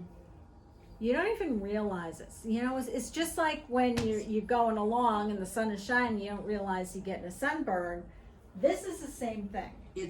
We run into that motorcycling Oh, on long distances, and if you see, there's some people that are scantily clad riding. Yeah. You know, really cool with the tank top and sunglasses, maybe not a helmet, and they're just dehydrating constantly. yeah, you dehydrate really, really fast. Yeah, the wind will suck it out of you without you knowing it. That's why I don't wear tank tops when I'm on You don't wear your muscle shirts. a Don't want That's to why I get don't wear the Daisy hypothermic. Dukes either. So obviously predisposing conditions, age, poor health, alcohol is a big one. Thank you. Yeah, alcohol, and to me, alcohol and boats don't go very well. I don't drink until the end of my day. For a lot of reasons. You end up with poor judgment. Alcohol is dehydrating. So isn't caffeine. Any caffeine. Coca-Cola has caffeine. And that will dehydrate you. So this, I believe, is on the test. Body heat is lost faster than it can be produced. Okay. One of the other things that happens with hypothermia, like the second bullet point in long watches on windy sailboats, is that when hypothermia starts to set in, you lose your reasoning, your judgment ability too. Yes. You think, I'm not cold, or I'm, You get Yeah. dopey. Yeah, What? you don't realize that you're not thinking right. Right. Yeah.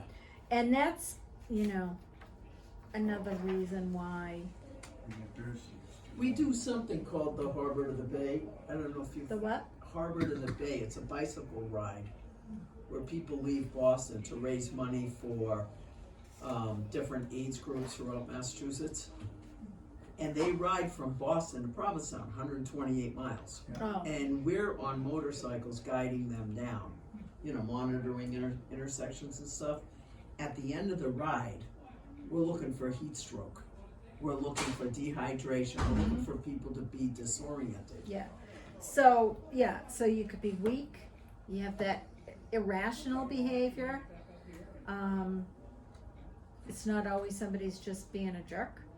And the more you know people also helps, right? Muscle stiffness. Older people can start having cardiac arrhythmias with it as well. And obviously you can go into shock.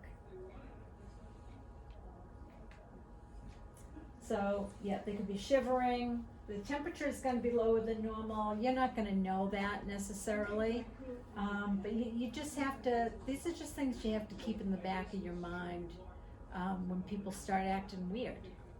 People start acting like they not themselves. These are the kinds of things you need to think of, and it's not just obviously voting.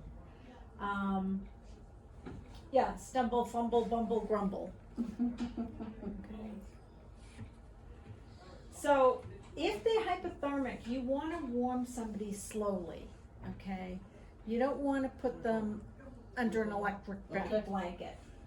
You want to put warm heat anything that's, heat packs under your armpits and the groin area. You can do the opposite with hyperthermia. If somebody has heat stroke, you can put ice under their arms or on their groins. So, take ice packs out of your cooler. Just don't put anything directly on skin ever. Why does it say, do not rewarm limbs? Because Oh, the core is where it's at. the core is where it's at. You want all the energy that the body has to be warming the core, not the limbs. Okay, so don't try and, it's kind of a normal thing. You kind of want to do this, warm up, because that's what we all do. But you have to think core. This is where you want all the energy to go to keep somebody healthy. Okay. Be gentle. I'm not quite sure what that's all about, quite honestly. I mean, you don't want to be roughhousing.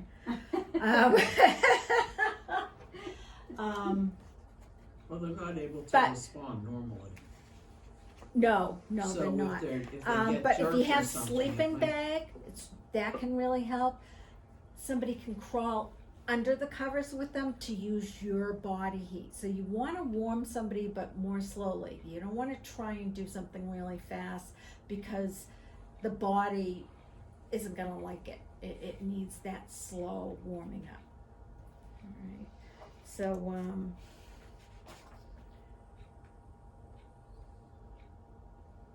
yeah, Rule of they 50. threw this in, Wow. rule of 50, average person has 50% chance survive 50-yard swim in 50-degree water. And, That's interesting. That's very interesting. The average adult.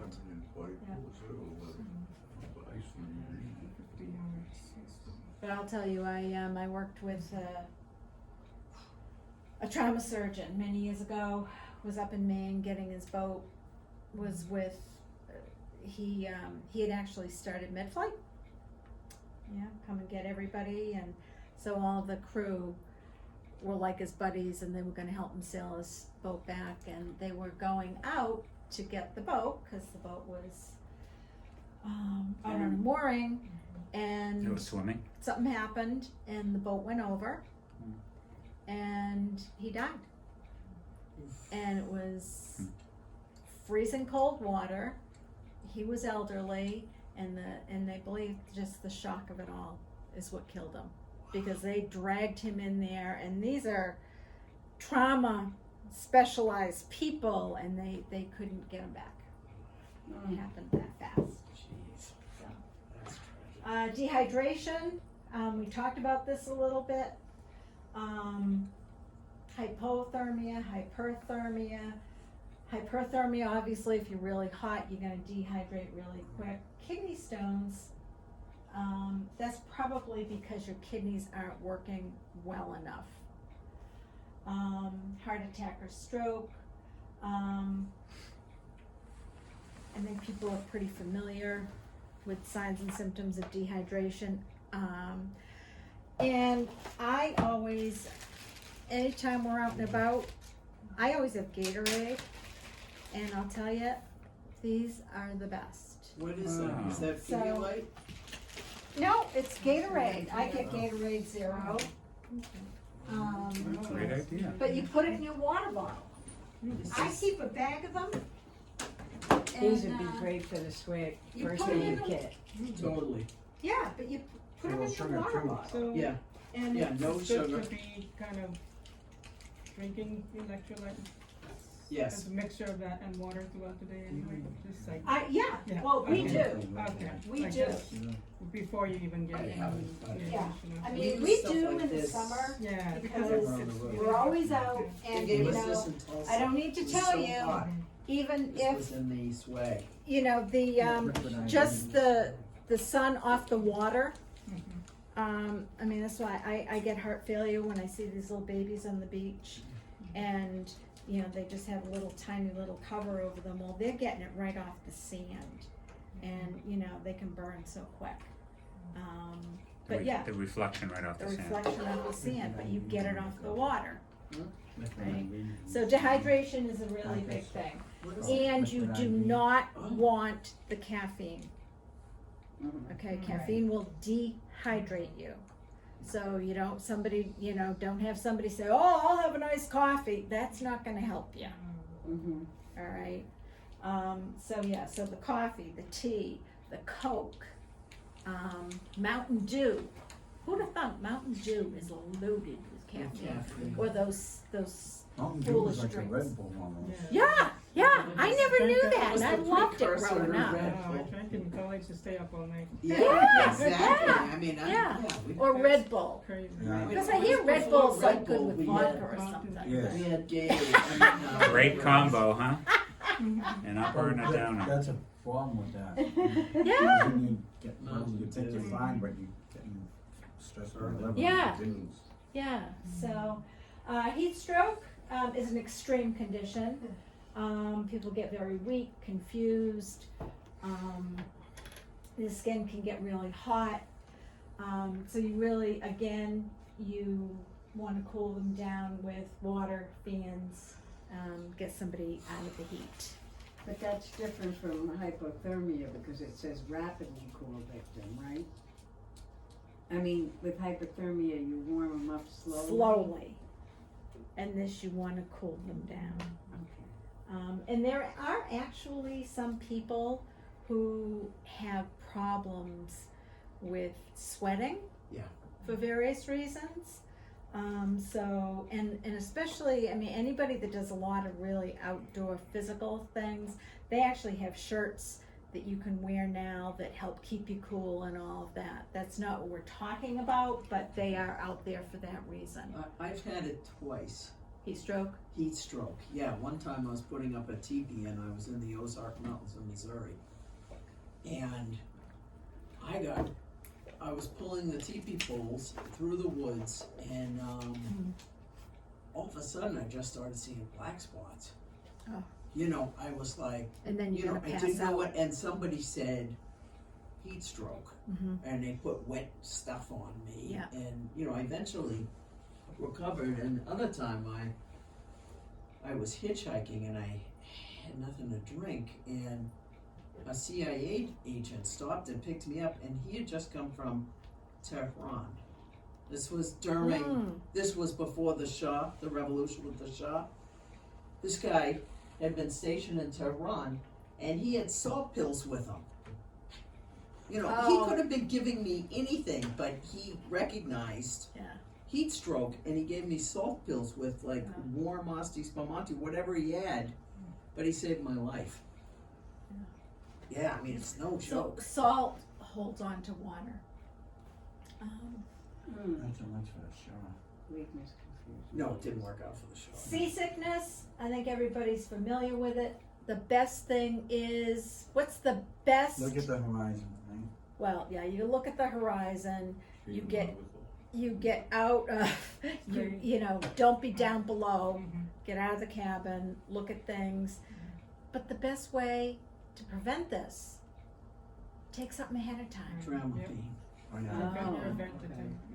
yeah. For whatever reason, years ago, I used to race in small sailboats, and we'd go out for the big breakfast beforehand, and then we'd be racing. If I had eggs, I'd get seasick. Yeah. Wow.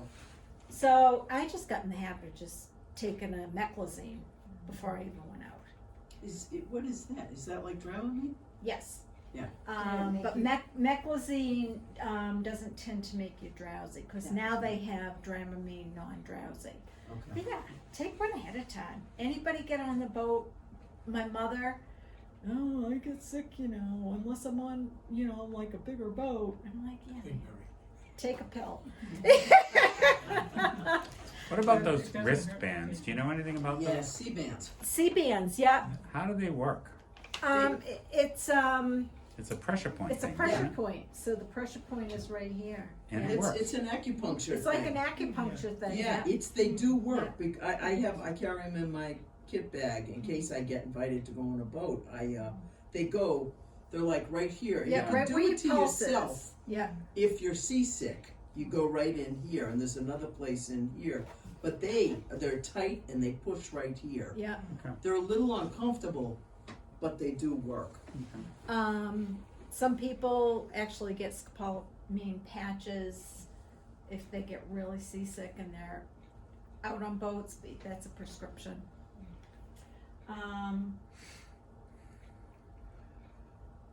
Yeah, here it is. Here's the horizon. Don't go below. Keep hydrated.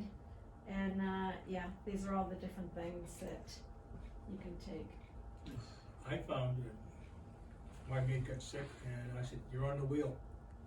And those big seas, and he snapped right out of it. Yeah. Watching the horizon. No, he had to steer the boat. I said, "You're steering the boat. Hold that course." Yeah, but Went from almost throwing up to manning the boat. yeah, but also kind of it's really a focus because I've been in that situation too, feeling seasick, and the boat's doing this, and I've just even been on the bow of the boat, and then I was fine. But you just don't want to get in that situation and begin. Sometimes you can't help it. Sometimes you just you're in those seas, and no matter what you're taking, it's not going to help. Sunburn, again. Everybody's been there, done that. Wear protective clothing. That's extreme. That's extreme. That's She said in extreme. the hospital. Blisters? Doesn't take much to get a blister going. No, it especially really if you're- doesn't. You know, if you have this kind of refrigerator Irish skin, those Yeah. things are Yeah. easy to But get. don't ever pop them. Don't put a lot of pressure on them. You don't want to open them at all because again, it's opening up something. You can get infection from blisters. Jeez, that's bad. Yeah. So again, the best thing is prevent it from happening to begin with. And there are so many great products out there now that there really isn't any reason why you should get one. Other emergencies, again, we talked about bee stings earlier. Anybody that has that allergy, if they're gonna get on your boat, it's good to know if they have an EpiPen. These coral scrapes, I don't know if anybody's gotten those before. Those hurt like a son of a gun. Use white vinegar. I always have tons of vinegar on my boat because that's what I use for cleaning. So I know Chip had an accident once too, and I just poured it right down on him. Is Neosporin and that kind of thing, is that antibiotics? Is that what they're talking about? Yes. Okay. Yes, yeah. Any of those, most of the first aid creams have some type of antibiotic type in them. Yeah. So you want to scrapes, cuts, clean them. Yeah, barnacles, if anybody's ever had barnacles. There are also, sometimes from the coral or the barnacles, subsequently you can get infections from them because there's stuff in them. Because they're live. The coral is live, and so there are different things that are in them that can give you an infection. So animal bites, I'm not too worried about that. If a shark bites me, I'm not going to be worried about wiping it with soap and water. So yeah. Oh, those sting. Yeah, What was my that? man o' war. Oh, Yeah. yeah. It's almost like a burn. Yeah, I had my sister, I have a sister that's 10 years younger, and we were at the beach one day, we were down in Florida, and she comes running out, and there's this ring around her leg. I'm like, Was it on her? no, It was this- it was a sting. It was like a burn. Yeah, they're nasty, they hurt. Communication tools. We've talked about some of these. Want to talk some more? I think we've hit most of these. I'm just trying to get through these so that we've already taken up 2 hours We of can do your this time. together.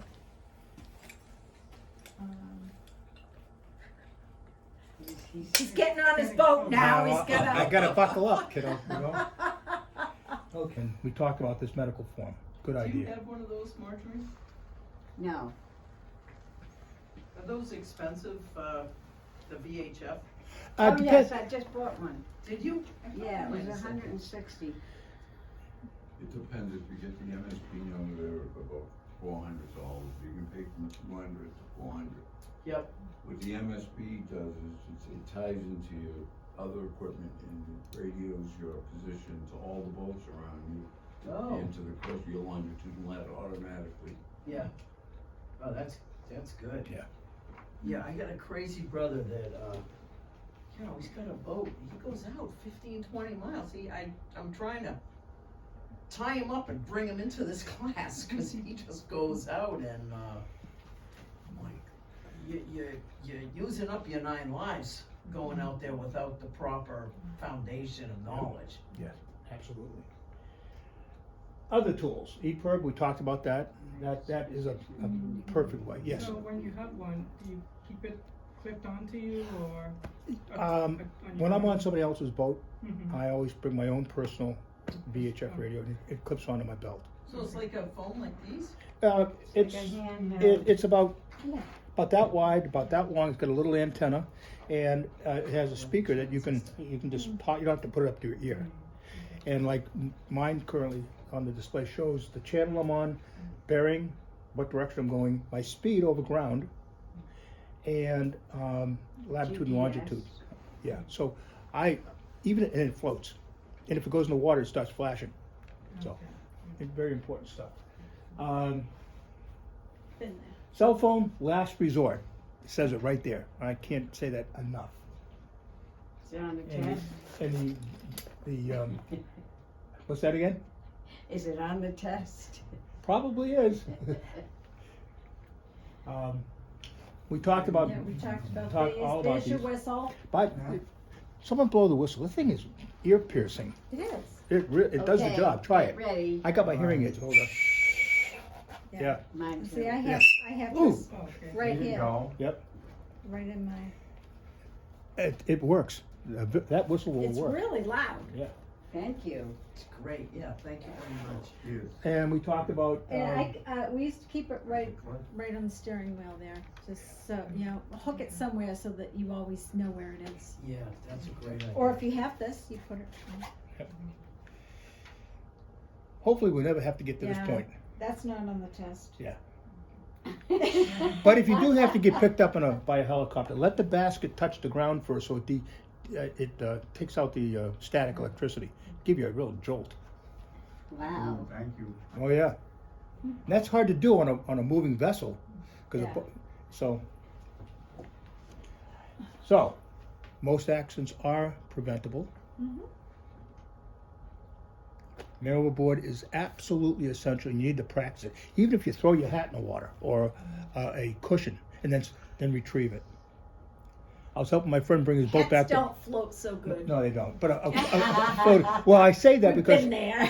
I was helping my friend bring his boat into Constitution Arena in December, and my hat flew off as we're going through Boston Harbor. He does a 190, a 180 in a 25-foot sailboat and retrieved the hat. He says, "Well, it's a good man overboard drill." I said, "Yeah, we almost got killed by this race that was going on with 15 sailboats, but we got the hat back." And This isn't it. Yeah. Wrong hat. Yeah. Wrong hat. so we talked a lot about medical emergencies and that require attention, and you need to think about it and read about it occasionally, and even practice. Like, how do I put a splint on with a magazine?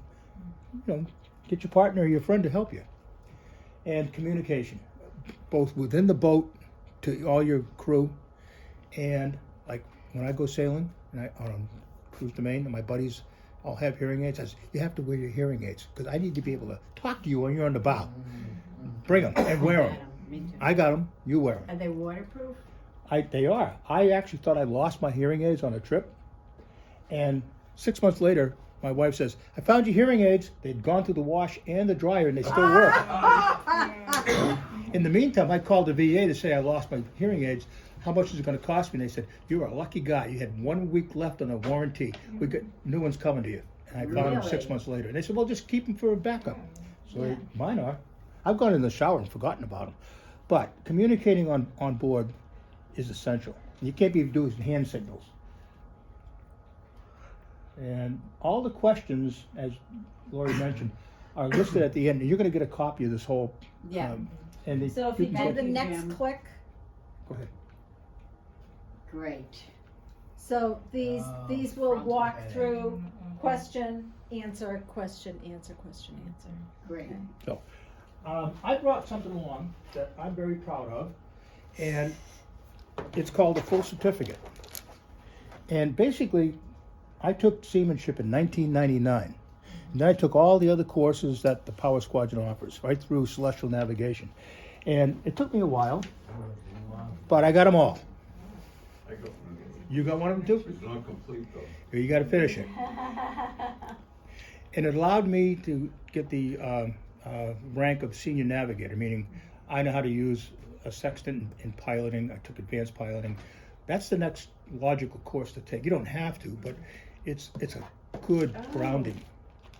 Really good. So I have this from 2019, this. Yes, that this. that form. But Yep. where do you get these things? They send them to you from National As you take the course. as you pass each course. And so when I joined up in, They don't do that anymore. they don't do that anymore. No, they've No? done away with it. Oh, Long time ago. oh, Like well, getting your my Scouts last. badges. Yeah, exactly. Yeah. I mean, I was like proud as punch. Yeah, and you should be. It's Yeah. really, It's a lot of work. Well, I'll It tell you is a what, lot of it's work, allowed but guys it's- like me and Jim and Joe and a few others to go out places I would go. I'm pinching myself. Am I really doing this?